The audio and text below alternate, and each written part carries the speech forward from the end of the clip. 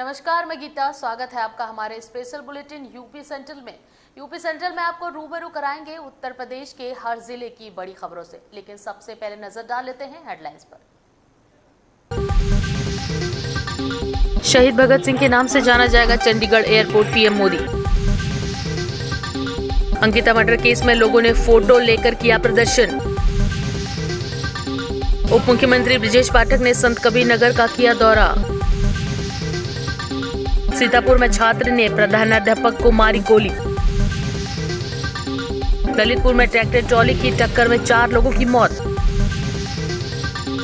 बहराइच में चंदा न देने पर व्यापारी पर चाकू से हमला। संत कबीर नगर जिले के दौरे पर पहुंचे प्रदेश के डिप्टी सीएम ब्रजेश पाठक ने सरकार द्वारा चलाई जा रही योजनाओं की समीक्षा की है और इस दौरान उन्होंने जिला अस्पताल का भी निरीक्षण किया है। आपको बता दें कि डिप्टी सीएम ने गौशाला मलिन बस्ती का भी जायजा लिया और गांव में चौपाल लगाए। डिप्टी सीएम बनने के बाद पहली बार जनपद के दौरे में पहुंचे ब्रजेश पाठक ने मगहर में कबीर की समाधि और मजार के दर्शन भी किए।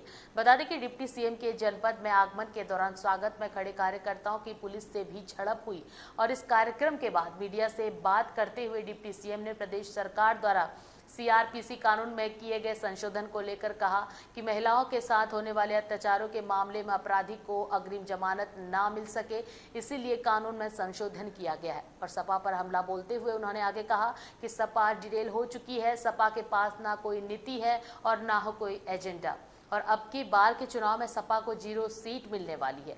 बता दें कि भाजपा प्रदेश में 80 सीटें जीतेंगी और डिप्टी सीएम ने आगे कहा कि इस बार के निकाय चुनाव में और भी अच्छा रिजल्ट आने वाला है।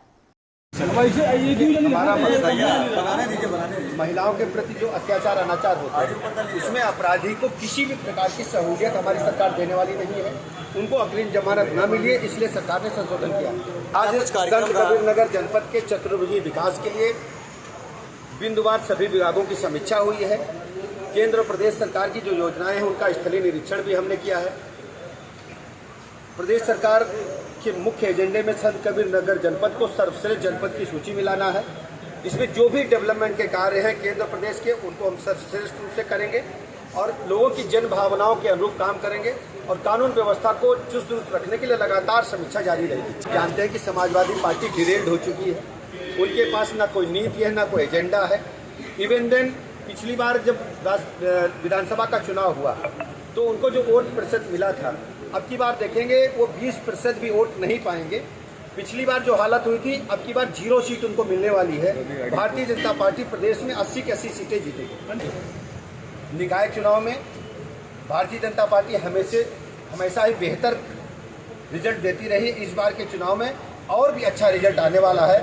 शहरों का जिस ढंग से डेवलपमेंट हुआ है, हमने विभिन्न नगर पालिका परिषद और जो हमारी ये नगर निगम है उनकी हमने सीमाएं बढ़ाई हैं, नए निकाय भी हमने सृजित किए हैं। और हमारा मानना जब तक शहरीकरण नहीं होगा तब तक प्रदेश और देश का विकास नहीं हो सकता। हमारी पार्टी, हमारी सरकार पूरे प्रदेश में सब लोगों को आधारभूत मूलभूत आवश्यकताएं उनको पूरी करते हुए डेवलपमेंट के मामले में नंबर 1 पर काम करना चाहिए। सर, संत कबीर नगर में दौरा किया, कुछ खामियां भी मिली है क्या? कुछ कार्रवाई की बात? हाँ, कुछ खामियां मिली हैं, उस पर कार्रवाई होगी। और अब बढ़ते हैं अगली खबर की ओर। सीतापुर के सदरपुर इलाके से बड़ी घटना सामने आ रही है। बता दें कि यहां के आदर्श राम स्वरूप इंटर कॉलेज के प्रिंसिपल को छात्र ने गोली मार दी है और घायल प्रिंसिपल को इलाज के लिए फिलहाल अस्पताल में भर्ती कराया गया है। वहीं बताया जा रहा है कि कल कॉलेज में 2 छात्रों के बीच विवाद हुआ था और इसी विवाद को लेकर प्रिंसिपल ने छात्र गुरविंदर को बुलाकर उसकी डांट लगाई और बताया जाता है कि सुबह स्कूल खुलने पर उसी छात्र ने प्रिंसिपल राम सिंह वर्मा को गोली मार दी और जिससे वो गंभीर रूप से घायल हो गया और जिसके बाद उन्हें फौरन सीएससी बिस्वा ले जाया गया और फिर प्राथमिक उपचार के बाद जिला अस्पताल रेफर कर दिया गया है। और घटना की सूचना मिलने पर पुलिस ने अधिकारी मौके पर पहुंच गए और मामले की छानबीन में फिलहाल पुलिस जुट गई है। आज सुबह लगभग 7:15 बजे एक सूचना हमारे थाने पर प्राप्त हुई कि एक इंटर कॉलेज है जहांगीराबाद में, वहाँ के प्रिंसिपल श्री राम सिंह वर्मा जी हैं, वो अपने कॉलेज में बैठे हुए थे। उन्हीं का छात्र गुरविंदर सिंह है, उनको आके गोली मार दिया है। मौके पे हमारी पुलिस गई। जानकारी ये हुई कि वो जो गुरविंदर सिंह है उन्हीं के विद्यालय में पढ़ता है, वो 12वीं का छात्र है और कल 2 बच्चों में जो एक रोहित सिंह मौर्य है और एक गुरविंदर है, ये दोनों फिजिक्स के छात्र हैं। कल प्रैक्टिकल के चार्ट के लेन देन को लेकर में आपस में झगड़ा हुआ था और उसी की शिकायत रोहित सिंह वर्मा ने जाकर के प्रिंसिपल राम सिंह वर्मा से किया था। राम सिंह वर्मा ने बोला गुरविंदर को डांटा था और उसको पुनः ये हरकत न करने की हिदायत दी थी। इस बात को लेकर रुष्ट हो गया था और बाद में दोनों बच्चे अपने गांव चले गए थे। उल्लेखनीय कि दोनों बच्चे एक ही गांव के हैं जो थाना दौसा में पड़ता है, रेवान नाम का गांव है। और कल रास्ते में ही वो गुरविंदर जो कि उस डांट से आहत था तो रोहित सिंह मौर्य को जाते समय साइकिल से उतार के थप्पड़ मारा था। बाद में यह बात उनके गार्जियंस के बीच में गई, उन लोगों ने आपस में मामले को रफा दफा कर लिया था। किंतु हमें लगता कि जो गुरविंदर छात्र था 12वीं का, उसके मन में यह बात बैठ गई थी और आज जैसे विद्यालय ओपन हुआ सुबह 7:15 बजे, वो एक लोडेड तमंचा लेकर के अपने जेब में आया और प्रिंसिपल साहब के पास वहाँ प्रणाम करने के लिए गया। प्रिंसिपल साहब अपने कुर्सी पर बैठे हुए थे, उसे तमंचे निकाल ली। प्रिंसिपल ने बचने का प्रयास किया तो उसने फायरिंग कर दी जो उनके पीछे पीठ से लगती हुई हिप से बाहर निकल गई है। उनको तत्काल हमारी पुलिस मौके पे गई, उनको CHC रूछा ले जाया गया, जहाँ को रेफ़र किया गया जिला अस्पताल सीतापुर के लिए और उनको हम लोग KGMU रेफ़र कर दिए हैं। जो डॉक्टर से हमारी बात हुई है वो खतरे से बाहर है, चूँकि जो बुलेट लगी है वो पीछे से लगी हिप से बाहर निकल गई है। उन्हें कोई जान का खतरा फ़िलहाल नहीं लग रहा है। बेहतर इलाज के लिए उनको KGMU रेफ़र किया गया है। हमारे SHO क्षेत्राधिकारी महमूदाबाद मौके पे मौजूद है, थाने पे मुकदमा लिखा जा रहा है और जो लड़का एग्रीड है रोहित मौर्य, उससे हमारी बातचीत हो गई है। आगरा के पिनाहट ब्लॉक के गांव नगला दल्ले में आबादी के बीच बने तालाब का पानी लगातार हो रही बारिश के चलते ओवरफ्लो हो गया है और इतना ही नहीं, तालाब का पानी मुख्य मार्ग पर बह रहा है। ग्रामीणों को पानी के रास्ते से निकलना मुश्किल हो रहा है और समय पर तालाब की सफाई न होने से ग्रामीणों को काफी परेशानियों का सामना भी करना पड़ रहा है। बता दें कि तालाब के ओवरफ्लो होने के चलते कई मकानों में भी पानी घुस गया है और ग्रामीणों ने पानी निकासी की गुहार लगाई है। बारिश के चलते कई इलाकों में जलभराव से लोग काफी परेशान हैं। सीतापुर में जिलाधिकारी अनुज सिंह के आदेश पर जिले में 5 अभियुक्तों की आपराधिक कृत्यों द्वारा अर्जित की गई 3,94,24,700 रुपए की संपत्ति को यूपी गैंगस्टर एक्ट के तहत जब्त किया गया है। आपको बता दें कि तहसील सदर के थाना कोतवाली क्षेत्र में SDM सदर और पुलिस क्षेत्राधिकारी ने नासिर का 600 वर्ग मीटर मकान जिसकी कीमत 1,99,00,000 रुपए की है उसको जब्त कर लिया गया है और थाना कमलापुर पुलिस ने 19 बीघा जमीन, 760 वर्ग मीटर प्लॉट, 1 डाला तथा 3 मोटरसाइकिलें जब्त की है। कीमत 1,70,24,700 रुपए आंकी गई है और पुलिस ने नौवाखेड़ा निवासी संजय का पक्का मकान जिसकी अनुमानित कीमत 25 लाख रुपए है को जब्त किया है। बता दें कि पुलिस के मुताबिक संजय अवैध रूप से शराब का कारोबार करता है और इसी से उसने ये संपत्ति अर्जित की। पूर्व का मामला है, कितने की संपत्ति है और उनके पर क्या क्या धाराओं में मुकदमा दर्ज हुआ था? ये नासिर सन ऑफ रज्जा की अफसर कॉलोनी का रहने वाला है, इस साथी किस्म का अपराधी है और इसके ऊपर लगभग आधा दर्जन से अधिक मुकदमे हैं। जिलाधिकारी आवास के बगल में दिन दहाड़े इसके द्वारा हत्या की गई थी जिसमें इनके ऊपर गैंगस्टर की कार्रवाई हुई थी। उसी क्रम में इनके द्वारा जो अवैध संपत्ति अपने सगे संबंधियों और परिचितों के नाम लेके और प्लाटिंग वगैरह की जा रही थी, जिलाधिकारी महोदय के आदेश के क्रम में 14(1) के तहत जब्तीकरण की कार्रवाई आज की जा रही है। इनकी जो संपत्ति 14(1) के तहत जब्तीकरण की जा रही है उसकी बाजारू कीमत 1.25 से 2 करोड़ रुपए के बीच है। सर, कुछ अन्य संपत्तियों भी संज्ञान में आई? आज जो सारी संपत्तियों की कीमत बताई जा रही है। और अब यहाँ लेते हैं एक छोटा सा ब्रेक, मिलते हैं ब्रेक के बाद।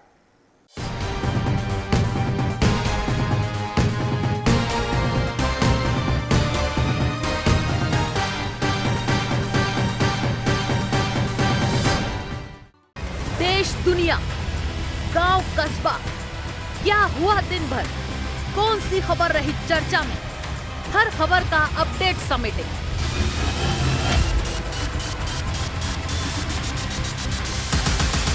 फाइनल बुलेटिन हर दिन शाम 7 बजे सिर्फ एपेक्स न्यूज इंडिया पर।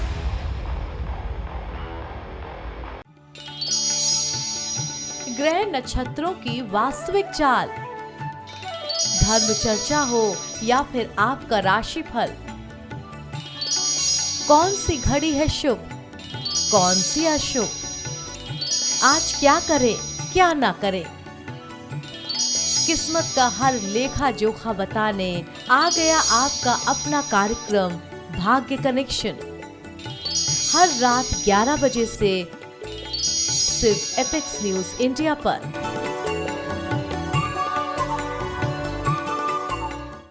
खबरों के ढेर से सही खबर चुनेंगे, मानवता को कराहने से रोकेंगे, मजलूमों के सपनों को पिरोएंगे, सकते परिवारों में खुशियां लाएंगे, बदलते समाज को खुशियों से रंगने एपेक्स न्यूज इंडिया सिर्फ सच के साथ। दुनिया अपराध की, कत्ल, अपहरण, चोरी, डकैती या हो फिरौती, बलात्कार जैसी कलंकित वारदात, हर अपराध के तह तक जाएंगे, करेंगे अपराधियों के हर जुर्म का हिसाब, अपराध से जुड़ी हर खबर जरायम, सिर्फ एपेक्स न्यूज इंडिया पर सच के साथ। नवाबों के शहर लखनऊ से काशी के दरबार तक, तीर्थ नगरी प्रयागराज से ताला नगरी अलीगढ़ तक, चित्रकूट से रामनगरी अयोध्या तक, व्यावसायिक नगरी कानपुर से गौतम बुद्ध नगर तक, खबरें हो बुंदेलखंड की या हो रुहेलखंड की, पूर्वांचल से लेकर पश्चिमांचल तक नहीं छूटेगी अब कोई खबर। देखिए यूपी सेंट्रल हर अपडेट के साथ सिर्फ एपेक्स न्यूज इंडिया पर सच के साथ।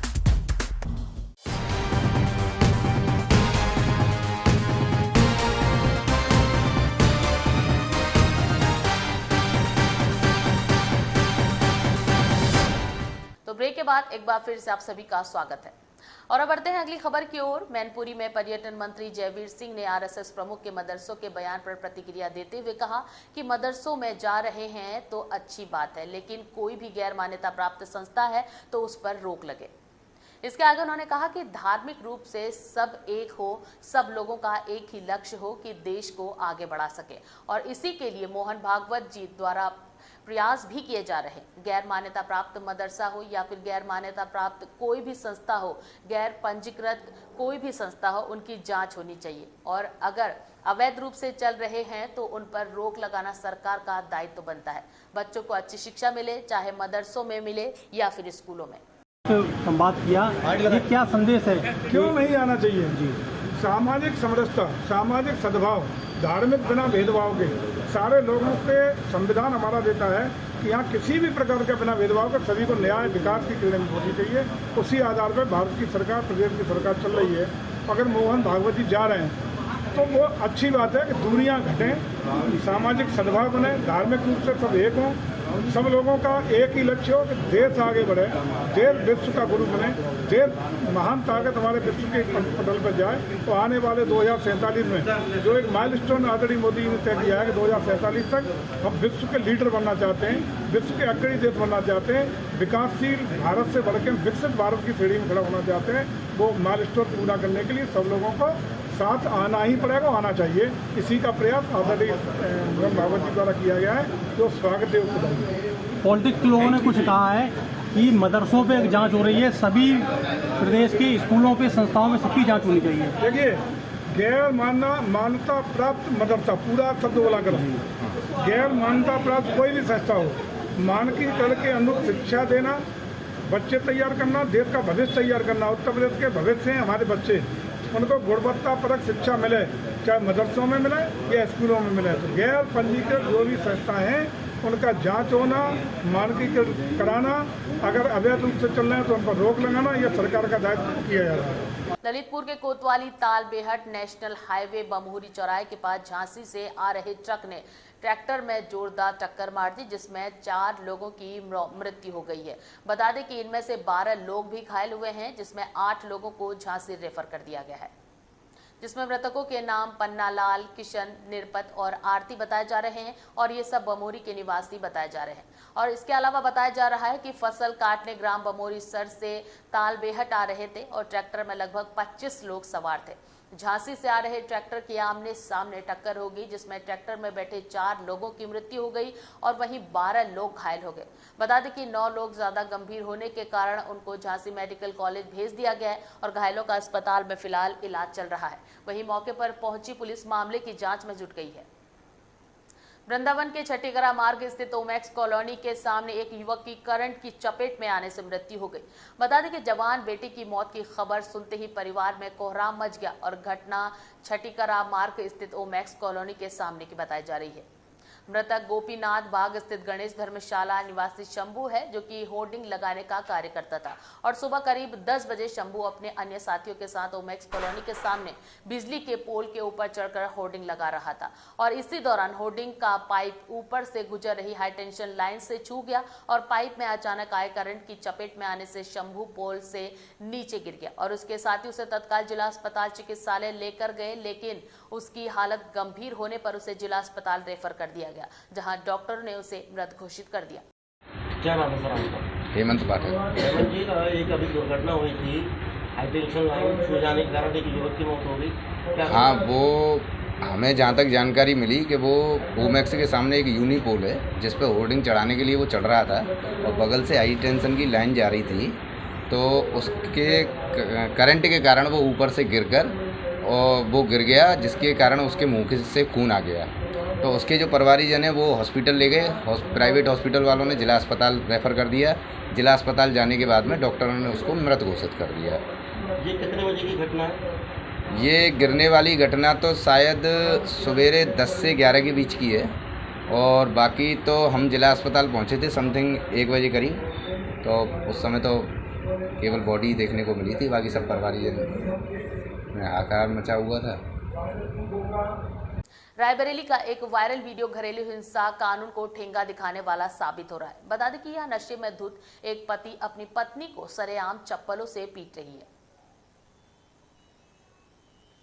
जानवरों की तरह बाल पकड़कर खींच रहा है और निरी पत्नी खुद को बचा जाने की गुहार लगाई जा रही है और बीच गांव सरेआम अपनी पत्नी को पीटने वाला यह नशेड़ी दबंग भी है और इसकी हरकत पर टोकने वाले ग्रामीणों को भी ये आंखें दिखा रहा है। मामला ऊंचाहार थाना इलाके के हसनगंज गांव का बताया जा रहा है और यहीं का रहने वाला रामजीत अपनी पत्नी को घर में पीट रहा था। पत्नी रूबी अपने बचाव के लिए बाहर भागी तो ये हैवान उसे बीच गांव सरेरा पीटता रहा। बता दें कि इसी बीच किसी ने वीडियो बनाकर वायरल भी कर दिया।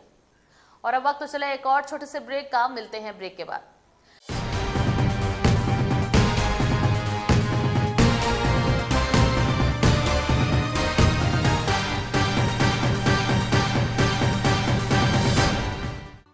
देश दुनिया, गांव कस्बा, क्या हुआ दिन भर, कौन सी खबर रही चर्चा में, हर खबर का अपडेट समेटें।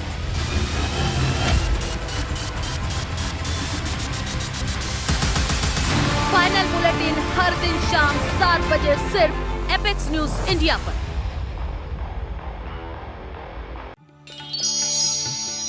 ग्रह नक्षत्रों की वास्तविक चाल, धर्म चर्चा हो या फिर आपका राशिफल, कौन सी घड़ी है शुभ, कौन सी अशुभ, आज क्या करें क्या ना करें, किस्मत का हर लेखा जोखा बताने आ गया आपका अपना कार्यक्रम भाग्य कनेक्शन। हर रात 11 बजे से सिर्फ एपेक्स न्यूज इंडिया पर।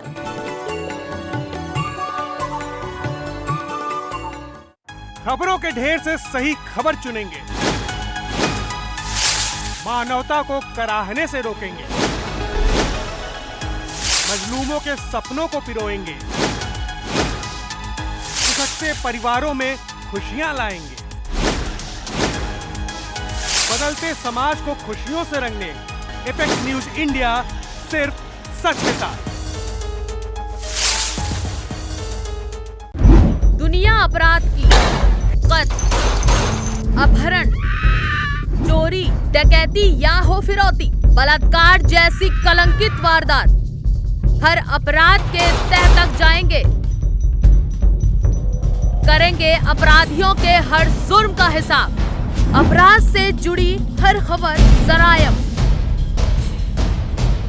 सिर्फ एपेक्स न्यूज इंडिया पर सच के साथ। नवाबों के शहर लखनऊ से काशी के दरबार तक, तीर्थ नगरी प्रयागराज से ताला नगरी अलीगढ़ तक, चित्रकूट से रामनगरी अयोध्या तक, व्यावसायिक नगरी कानपुर से गौतम बुद्ध नगर तक, खबरें हो बुंदेलखंड की या हो रुहेलखंड की, पूर्वांचल से लेकर पश्चिमांचल तक नहीं छूटेगी अब कोई खबर। देखिए यूपी सेंट्रल हर अपडेट के साथ सिर्फ एपेक्स न्यूज इंडिया पर सच के साथ।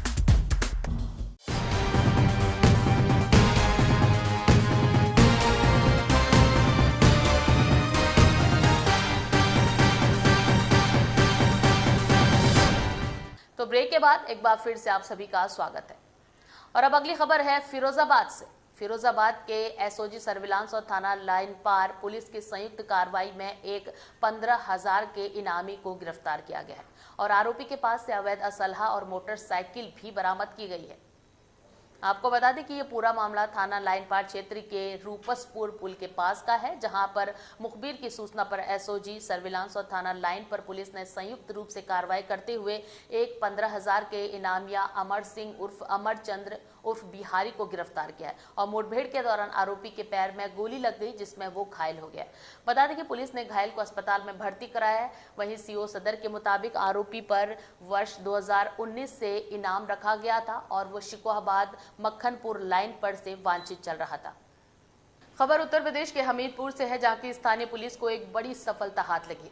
बता दें कि यहां पर मौधा थाना पुलिस व साइबर सेल द्वारा सरकारी नौकरी दिलवाने के नाम पर ठगी करने वाले एक बड़े गिरोह का पर्दाफाश किया गया है, जिसमें 3 ठगों को मौधा पुलिस द्वारा गिरफ्तार भी किया गया है और जिनके द्वारा अभी तक यूपी समेत अन्य राज्यों से करीब 15 करोड़ से अधिक की ठगी की गई है। पुलिस अधीक्षक हमीरपुर शुभम पटेल द्वारा प्रेस वार्ता कर इस पूरे मामले की जानकारी दी गई और उनके द्वारा इस बड़ी सफलता के लिए संबंधित पुलिस टीम को बता दें कि 10,000 रुपए का इनाम देने की भी घोषणा की गई है।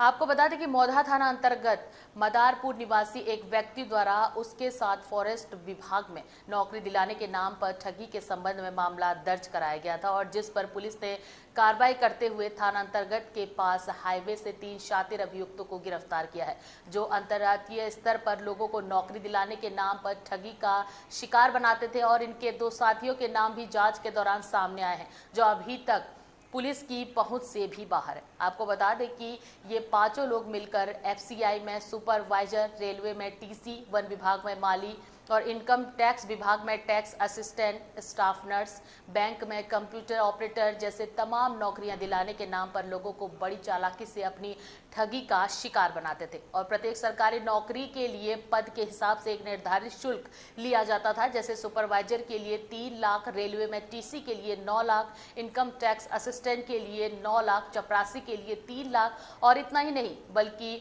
बाकायदे ज्वाइनिंग लेटर देने के बाद अभ्यर्थी की ट्रेनिंग भी इनके द्वारा कराई जाती थी और प्रेस वार्ता में बताया गया है कि इनके पास से 80,000 रुपए नकद, कार, 4 लैपटॉप और 13 मोबाइल, वाईफाई, विभिन्न बैंकों की चेकबुक, पासबुक, 7 एटीएम कार्ड, 60 आधार कार्ड, स्टाम्प पेपर, कई विभागों के लेटर पैड और ट्रेनिंग व ज्वाइनिंग लेटर और इसके अलावा कई तरह के फर्जी दस्तावेजों समेत इनके लैपटॉप्स में फर्जी कागजात व उनको बनाने के फॉर्मेट भी मिले हैं। हमीरपुर पुलिस द्वारा विगत पिछले कुछ दिनों से एक प्रकरण की जांच की जा रही थी, जिसमें वादी द्वारा मुकदमा संख्या 356/22 थाना मौधा में दर्ज कराया गया था। वादी के साथ 3 लाख रुपए का साइबर फ्रॉड हुआ था। उक्त जांच के क्रम में जनपदीय साइबर सेल ने और थाना पुलिस ने मिलकर जांच की, तो इस जांच में ये चीज़ प्रकाश में आई कि एक अभियुक्त इंतज़ार खान, उसके द्वारा इन व्यक्तियों से फ्रॉड किया गया। साथ ही उससे पूछताछ में ये प्रकाश में आया कि उसने एक संगठित गिरोह बनाकर, जिसमें उसके अलावा अन्य 5 लोग भी शामिल थे, विगत 3 से 4 वर्षों में लगभग 15 करोड़ से ज़्यादा का साइबर फ्रॉड किया है, जिसमें इन्होंने 50 से ज़्यादा लोगों के साथ साइबर फ्रॉड किया है। ये लोग लोगों को सरकारी नौकरी देने के नाम पे उनके लिए फ़र्ज़ी ज्वाइनिंग लेटर इशू करते थे, फ़र्ज़ी एडमिट कार्ड इशू करते थे और साथ ही उनसे जो पैसा लेते थे उस पैसे को ये लोग अपनी अवैध संपत्ति अर्जित करने के लिए यूज़ करते थे और अपने ऐशो आराम में उसको यूज़ करते थे। तो इस पूरे गिरोह का पर्दाफाश किया गया है, जिसमें 3 जो मुख्य अभियुक्त हैं उनको आज पुलिस ने अरेस्ट करके न्यायिक हिरासत हेतु भेजा है और इनके जो भी अकाउंट्स हैं उनको फ्रीज़ कर दिया गया है। साथ ही इनकी जो भी अवैध संपत्ति इन्होंने बनाई है उसको कुर्क करने के लिए गैंगस्टर एक्ट के तहत भी कार्रवाई की जा रही है। गिरफ्तार करने वाली टीम को क्या नाम दिया जा रहा है? गिरफ्तार करने वाली टीम को जनपद की तरफ से 10,000 रुपये का इनाम घोषित किया जा रहा है और साथ ही मुख्यालय की तरफ से भी इनको शीघ्र ही। बहराइच के कोतवाली नगर क्षेत्र के मोहल्ला कानून गोपरा अंतर्गत छोटी बाजार इलाके में मन माफिया चंदा न दिए जाने से नाराज युवक द्वारा व्यापारी पर चाकू से हमला करने का मामला सामने आया है। आपको बता दें कि व्यापारी की तहरीर पर पुलिस ने प्राथमिकी दर्ज कर आरोपी युवक को फिलहाल गिरफ्तार कर जेल भेज दिया गया है। वहीं कोतवाली नगर के छोटी बाजार इलाके में ज्ञानचंद मनसानी का साड़ी का शोरूम है और जहां एक युवक चंदा मांगने बता दें कि मनमाफिक चंदा न दिए जाने से नाराज युवक ने व्यापारी पर चाकू से हमला कर उसे लहूलुहान कर दिया और मौका पाकर फरार हो गया। व्यापारी को तत्काल उपचार के लिए चिकित्सालय में भर्ती कराया गया और घटना की सूचना पर सीओ सिटी के नेतृत्व में पुलिस बल ने अस्पताल पहुंचकर घायल व्यापारी का हाल भी जाना।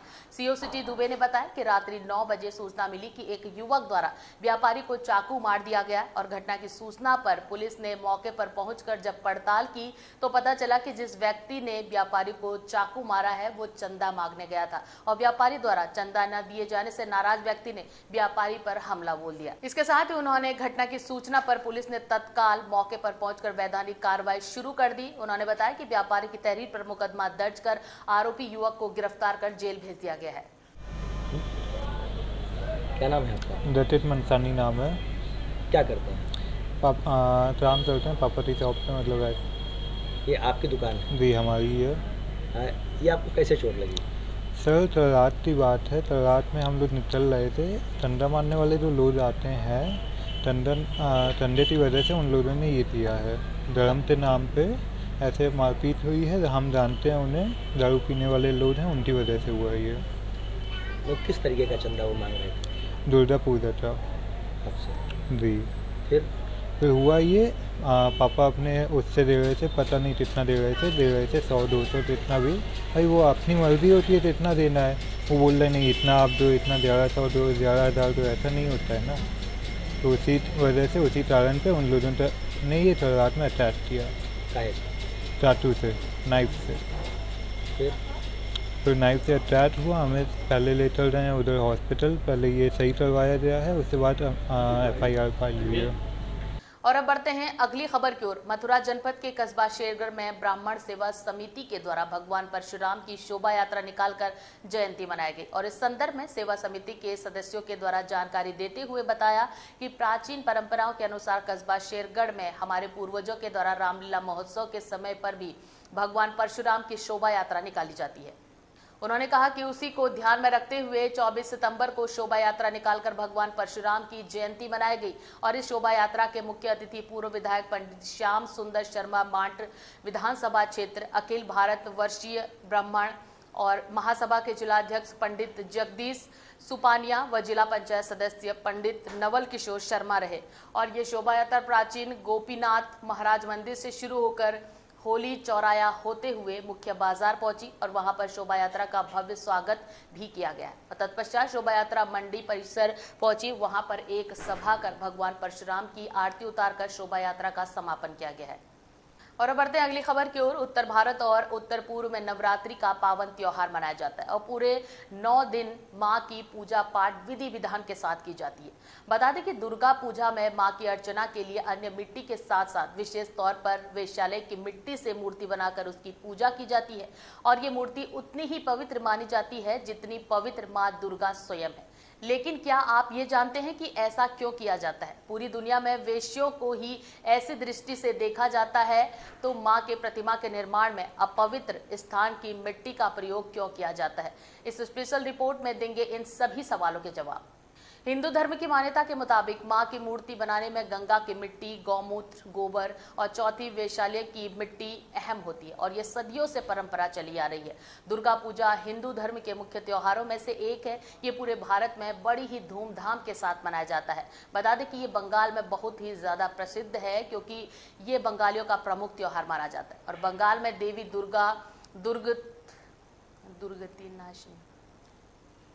बंगाल में देवी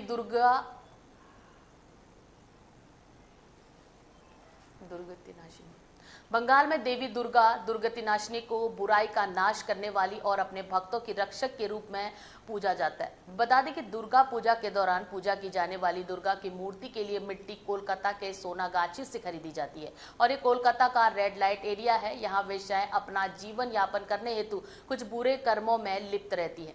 मान्यताओं के मुताबिक जब तक इस जगह की मिट्टी दुर्गा मूर्ति में नहीं मिलती तब तक दुर्गा मूर्ति का निर्माण अधूरा माना जाता है तथा माता दुर्गा उस मूर्ति का पूजन स्वीकार नहीं करती। और सदियों से चली आ रही इस रस्म में सबसे ज्यादा आश्चर्य की बात तो ये है कि अपवित्र माने जाने वाले वेश्यालय की मिट्टी से पवित्र दुर्गा मूर्ति का निर्माण करना। मैं Amit Kumar Srivastava, regional bureau chief Devi Patan Mandal Gonda. आज मैं गोंडा जनपद के मुख्यालय से लगभग 30-40 किलोमीटर दूरी पर मैं सादुल्ला नगर बलरामपुर डिस्ट्रिक्ट में मैं उपस्थित हूँ। आज पितृपक्ष का दिन व्यतीत होने के बाद नवरात्र का पावन पर्व आने वाला है। इस पावन पर्व पर पूरे उत्तर प्रदेश में देवी माता की मूर्ति की पूजा होती है। आज मैं यहाँ पर जो देवी प्रतिमाओं को बनाते हैं, बनाने के बाद जिस देवी माता की मूर्तियों की पूजा पूरा उत्तर प्रदेश 9 दिनों तक करता है, आज एपेक्स न्यूज इंडिया की तरफ से एक ऐसी जानकारी, एक ऐसा रहस्य मैं आपके सामने बताने वाला हूं जिसको सुनकर आप लोग आश्चर्यचकित हो जाएंगे। हो सकता है कि कुछ ऐसे भी व्यक्ति हैं कि जिनको इस रहस्य के बारे में पता हो। देवी माता की मूर्ति की पूजा जो होती है वो 9 दिनों तक होती है और साथ ही साथ श्रद्धा भक्ति भाव से पूरा भारतवर्ष नवरात्र के दिनों में देवी माता की पूजा करता है। लेकिन शायद ही आप लोगों को पता होगा कि जो देवी माता की मूर्तियां होती हैं, माता दुर्गा की जो मूर्तियां होती हैं, उसमें एक खास प्रकार की मिट्टी का प्रयोग किया जाता है, जिसमें वेश्यालय की मिट्टी का भी प्रयोग किया जाता है। वेश्यालय की मिट्टी का प्रयोग देवी माता की मूर्तियों में क्यों किया जाता है, इसका क्या महत्व है और खासकर देवी माता की मूर्तियों में जिसे हम श्रद्धा भक्ति भाव से पूजते हैं, उसमें वेश्यालय की मिट्टियों का क्यों प्रयोग किया जाता है, इस रहस्य के बारे में मैं आपको आगे बताऊंगा। लेकिन नवरात्र में जो देवी माता की मूर्तियां बनती हैं, जो उन मूर्तियों को बनाता है और बनाने के बाद जिसकी हम श्रद्धा भक्ति और भाव से पूजा करते हैं, आज मैं एपेक्स न्यूज इंडिया के कैमरे के द्वारा मैं आपको उससे मिलवाना चाहता हूं। सबसे पहले तो आप हमें अपना नाम बताएं। मेरा नाम राम मुहूर्त है। राम मुहूर्त जी, अभी आपके पिताजी से खैर हमारी बात हुई है। हम आपसे भी ये जानना चाहते हैं कि ये जो माता जी की मूर्तियां आप बना रहे हैं, लगभग कितने वर्षों से आप माता जी की मूर्तियां बना रहे हैं? ये लगभग 20 से 21 साल से बना रहे हैं। ये सब लगातार आप बनाते आ रहे हैं। 20 से 21 साल हो गए। पिताजी ने बताया आपके कि जो है एक खास प्रकार की मिट्टी होती है कि जो माता जी की मूर्तियों में प्रयोग किया जाता है। थोड़ा सा ये हमारे यहाँ तालाब में जैसे नदी से लाते हैं, खेत से लाते हैं मिट्टी, उसी मिट्टी का प्रयोग होता है। अच्छा, ये जो खेत से आती है मिट्टियाँ, जो तालाबों से मिट्टियाँ आती हैं, तो इन मिट्टियों को सांचे में ढालने के लिए इसमें कुछ मतलब मेहनत भी करनी पड़ती है, कैसा क्या करना होता है? इसको पहले हम लाते हैं, फिर इसको छोटा छोटा टुकड़ा करके इसको भिगोते हैं, फिर इसको हाथ से जैसे आटा की तरह इसको बनाते हैं, मैदे की तरह, फिर इसको सांचे में निकाल के फिर ये सजा के बनता है। अच्छा, आप जो ये मूर्तियां बनाते हैं, बनाने के बाद ये मूर्तियां आपकी इस बलरामपुर डिस्ट्रिक्ट में लगभग कहाँ तक सप्लाई होती है? बलरामपुर डिस्ट्रिक्ट में प्लस गोंडा भी डिस्ट्रिक्ट में जाते हैं, फिर सिद्धार्थनगर डिस्ट्रिक्ट में, 3 डिस्ट्रिक्ट में जाता है। अच्छा, मतलब लोग दूर दूर से आते हैं आपकी मूर्तियों को? सिद्धार्थनगर जिला तक जाते हैं। हमारा है आर.के. मूर्ति कला केंद्र। आरती मूर्ति कला केंद्र। आर.के. मूर्ति कला केंद्र। आपने देखा कि जिस तरीके से नवरात्र में माता देवी दुर्गा की पूजा होती है, उसमें एक खास प्रकार की मिट्टी का प्रयोग होता है। शुरुआत में भी मैंने आपको बताया था कि नदियों तालाबों की मिट्टियों के साथ साथ वेश्यालय की मिट्टियों का भी प्रयोग देवी माता दुर्गा की मूर्तियों में होता है। इसका एक खास कारण ये भी है, लेकिन वेश्यालय की मिट्टियों का प्रयोग देवी माता की मूर्तियों में होने का सबसे बड़ा कारण यही है क्योंकि वेश्यालय को जो हमारे देश का समाज है या जो समाज है वो बड़ी हीन भावना से देखता है, और जब कभी भी वेश्यालय में कोई भी व्यक्ति प्रवेश करता है तो प्रवेश करते वक्त वो अपनी अच्छाई और बुराई उसी वेश्यालय के दरवाजे पर ही छोड़कर तब वो अंदर प्रवेश करता है। तो जो वेश्यालय की मिट्टी होती है इसी वजह से पवित्र मानी जाती है। इसका एक दूसरा कारण क्योंकि पूरा समाज वेश्यावृत्ति को एक हे दृष्टि के द्वारा देखता है। हे दृष्टि के द्वारा देखने के कारण ही माता जी की मूर्तियों में जो वेश्यालय की जगहों की जो मिट्टियां होती हैं उसका प्रयोग किया जाता है। इसका एक कारण ये भी है कि स्त्री समाज जो वेश्यावृत्ति में शामिल हो चुका है उसे हे दृष्टि से न देखा जाए।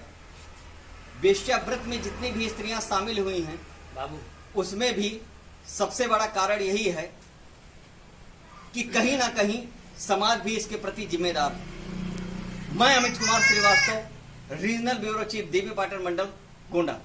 पहले के समय में केवल मंदिर का पुजारी ही वैश्यालय के बाहर जाकर वेश्याओं से उनके आंगन की मिट्टी भीख में मांगते थे, परंतु अब पुजारी के अलावा मूर्तिकार भी वैश्यालय से मिट्टी मांगने जाते हैं और सदियों पुरानी यह प्रथा आज भी मानी जाती है।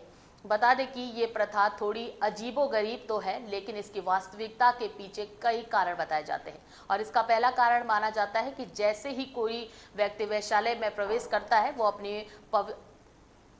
अपनी पवित्रता द्वार पर ही छोड़ जाता है। और मान्यता ये भी है कि भीतर प्रवेश करने से पूर्व उसके अच्छे कर्म और शुद्धियां बाहर ही रह जाती हैं और वेश्या के आंगन की मिट्टी सबसे पवित्र होती है, इसलिए उसका प्रयोग दुर्गा मूर्ति के लिए किया जाता है। दूसरी मान्यता ये है कि वेश्यावृत्ति करने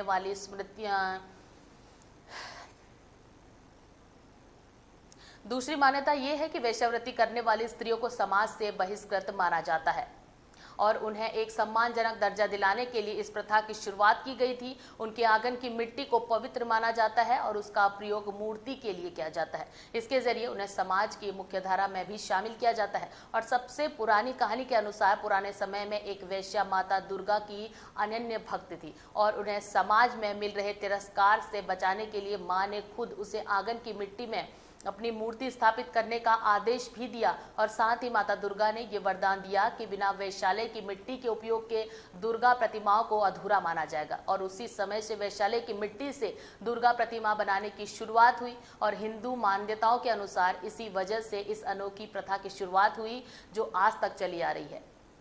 तो ये थी यूपी सेंट्रल की खास खबरें। मिलते हैं अगले बुलेटिन में फिर से खास खबरों के साथ। तब तक के लिए बने रहिए हमारे साथ सिर्फ एपेक्स न्यूज इंडिया पर, सच के साथ। नमस्कार।